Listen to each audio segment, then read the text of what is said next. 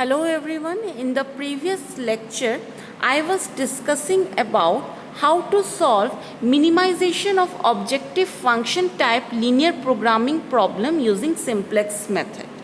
So in this question, I discussed till initial simplex table and we were about to make the iteration table 1. So from the initial simplex table, I told you in the previous lecture that I got S3 to be the leaving variable and X2 to be my entering variable for the iteration table 1. So okay, let's form the iteration table. So this is the iteration table just similar to the initial simplex table. We have everything same as initial simplex table like CBI, that is coefficient of basic variable or cost of basic variable. Then we have CJ, that is coefficients of objective function. Then BV is basic variable, then solution and ratio. So in iteration table 1, the row for basic variable and coefficient, that is CJ, coefficient of basic variable in objective function, these two rows will remain same as the initial simplex table. As you can see, in the initial simplex table, we had basic variables to be x1, x2, x3, s1, s2, s3. The same thing we are going to write in the iteration table 1, that is x1, x2, x3, s1, s2, s3. For CJ, that is coefficient of basic variable in the objective function, we wrote 2 minus 3, 6, 0, 0, 0 in the initial simplex table, and this row is also going to remain unchanged for the iteration table 1, that is 2 minus 3, 6, 0, 0, 0. So as I have told you that from the initial simplex table, my leaving variable is S3 and the entering variable is X2, because S3 is the key row and X2 is the key column. So in place of S3, I am going to write X2 in the iteration table 1. And what will be the coefficient of X2? It is minus 3, because coefficient means the coefficient of X2 from the objective function. So it is minus 3. So here I have written, in place of S3 for iteration table 1, I have written X2 and its coefficient to be minus 3. Next, I have to fill the row of X2. I have to find all the elements of X2. So for the formula is, it is old value divided by key element. So what is old value? As I have told you from the previous lecture that key element is 3. We found key element to be 3 from the initial simplex table. And old values are those values from the initial simplex table. That is the values of S3. That is that variable which is being substituted by X2. So for X2, the old values will be the values of S3 row from the initial simplex table, that is minus 4, 3, 8, 0, 0, 1. So for your convenience, I have written all these values, minus 4, 3, 8, 0, 0, 1, 10. I have written all these values here, so we do not have to go back to the previous slide every time to find the new values. So for X2, to find the new values, what I need to do is that old value divided by key element. So old value for the first element, old value is minus 4 and my key element that I have found is 3. So minus 4 divided by 3 is the new value, that is the first new value element of the X2 row in the iteration table 1. Now for finding the second element of the X2 row in the iteration table 1, again the same formula, that is old value divided by key element. Old value here, it is 3 for the second element, and key element is, again we have the key element 3, so it is 3 divided by 3, we have 1. So in this way, by dividing all the old values by the key element 3 that we have obtained here, we can find all the new values for the x2 row. Now next step we need to do is we need to find all other rows of this iteration table 1. So what will be the other rows? The other elements for the basic variable column will remain same. As you can see in the initial simplex table, the other elements of the basic variable column were S1 and S2 with their coefficient 0 and 0. So these things will remain same in the iteration table 1 also. So we need to find the whole row, that is for S1 the whole new elements and for S2 the whole new elements. For this, now this is the initial simplex table. As I have told you, 0 S1, 0 S2, these things will remain same in the iteration table 1 also, and we need to find the new values for the row S1 and new values for the row S2 in the iteration table 1. So what is the formula? The formula is old value minus corresponding key column value into corresponding new value. So to understand this formula, let's again go back to the initial. Here I have shown two tables. That is, first one is the initial simplex table that we obtained, and the second one is the iteration table with x2 row, the new values that we recently have, that I recently have told you that how to find this values from the formula. So to find the first row, the first element of the row S1 in the iteration table 1. Again I am repeating, in the iteration table 1 I need to find the elements for S1 row. So to find the first element for S1 row, the formula was old value minus corresponding key column value into corresponding new value.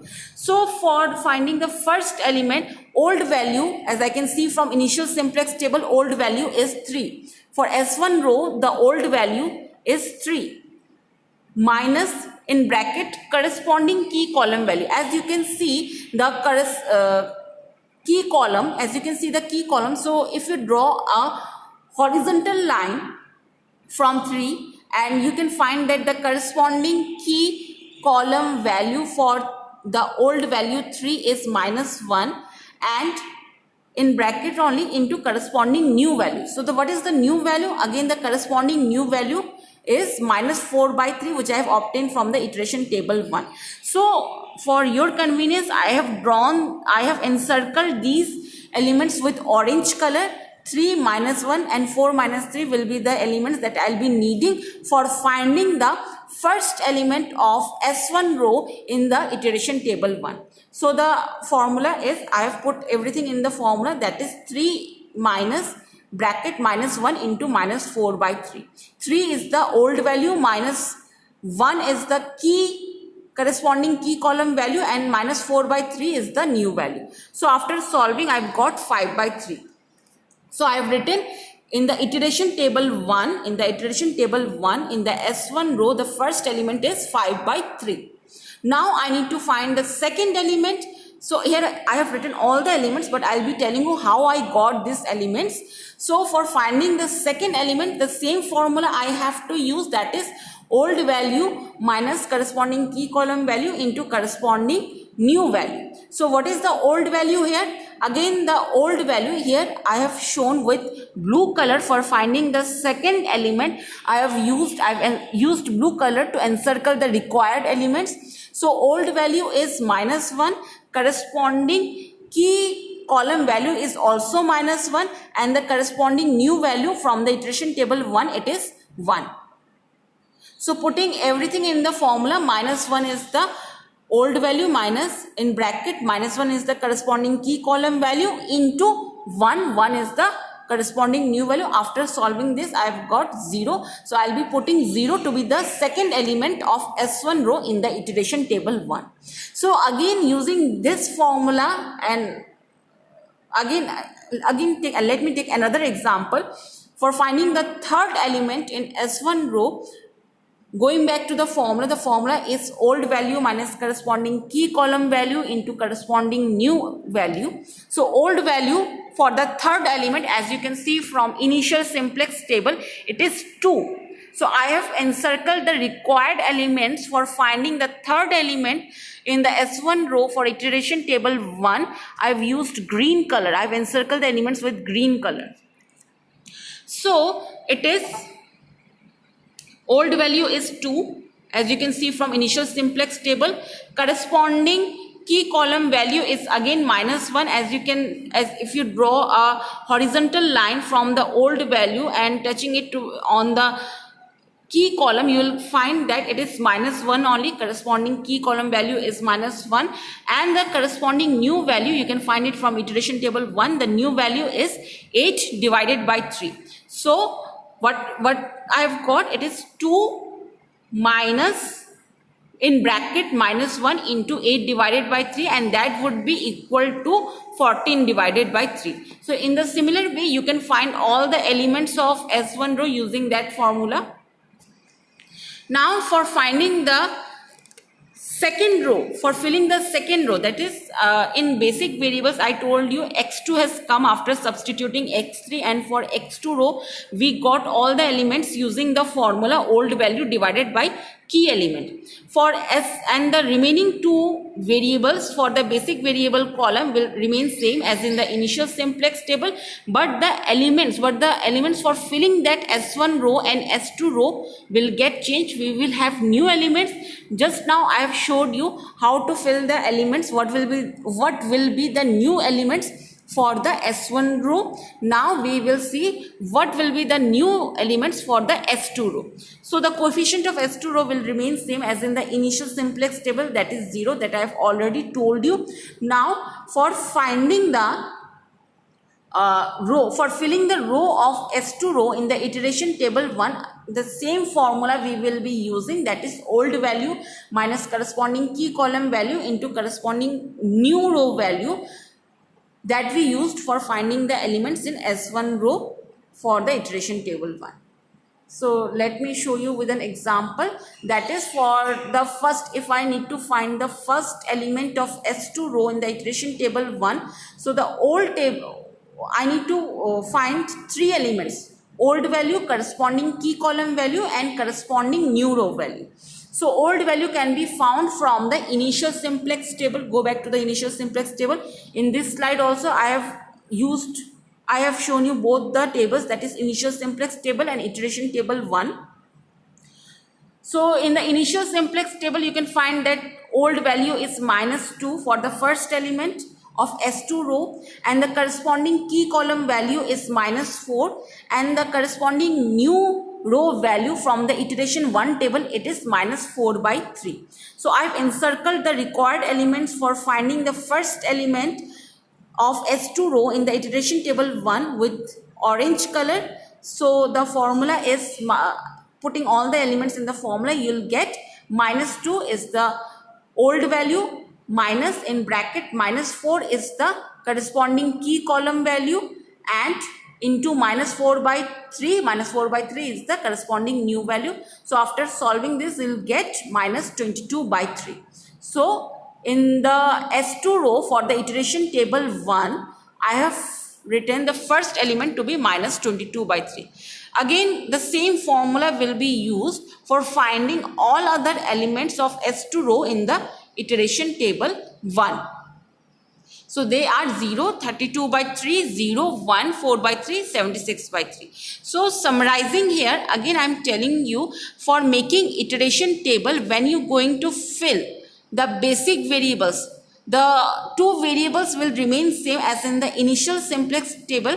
The third variable, you can find it from the initial simplex table, that which is the leaving variable and which is the entering variable, and you have to fill that third variable with that entering variable.